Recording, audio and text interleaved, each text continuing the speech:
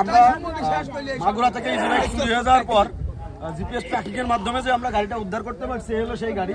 এই পাশে পুলিশের হেফাজতে আছে, আমরা প্রশাসনের সাহায্যে এই গাড়িটা মালিকের হাতে হস্তান্তর করব।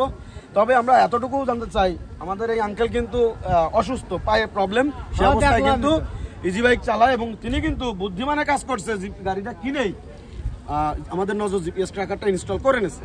তো ইনস্টল করার ফলে কিন্তু আজকে গাড়িটা উদ্ধার করতে পারছি। তো কাকা আপনার কাছে শুনবো যে আসলে মানুষের এই জিপিএস ট্র্যাকারটা এখন প্রয়োজনীয় কি না, আপনি একটু বলেন। অবশ্যই প্রয়োজন আমি মনে করি, কারণ জিপিএস না হলে পরে তো গাড়িটা কোন লোকেশনে গেছে কি কেউ জানতে পারবে না।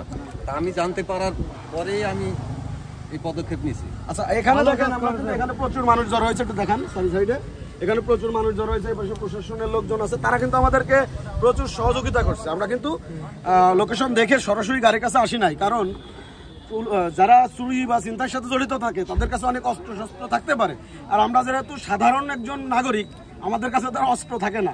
এই কারণে আমরা পুলিশের সহযোগিতা নিয়েছি, 999-এ ফোন দিয়ে 999-এর সেবাটাও খুব বেস্ট লাগছে।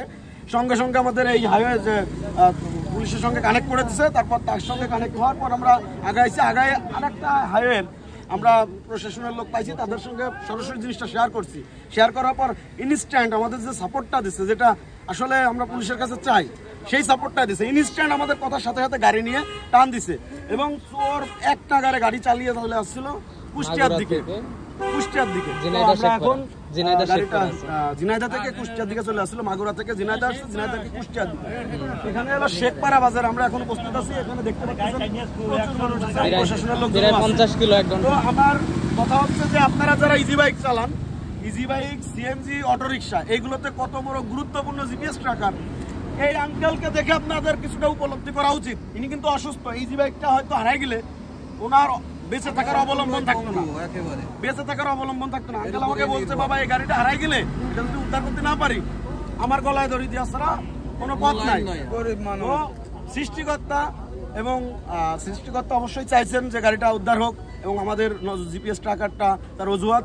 তো আপনারা এখনো যারা যারা জিপিএস ট্র্যাকার ইনস্টল করেননি, রিকোয়েস্ট থাকবে আমাদের এই ভিডিওটা দেখার পর প্রত্যেকটা যানবাহনে জিপিএস ট্র্যাকার ইনস্টল করে নেন। জিপিএস ট্র্যাকারটা কত বড় উপকারী, আমাদের কন্টিনিউ কয়েকটা ভিডিও দেখেন, কয়েকটা গাড়ি উদ্ধারের ভিডিও আছে, আপনারা বুঝতে পারবেন যে জিপিএস ট্র্যাকারটা মানুষের কত বড় উপকার করে। তো ধন্যবাদ, সকলেই ভালো থাকবেন।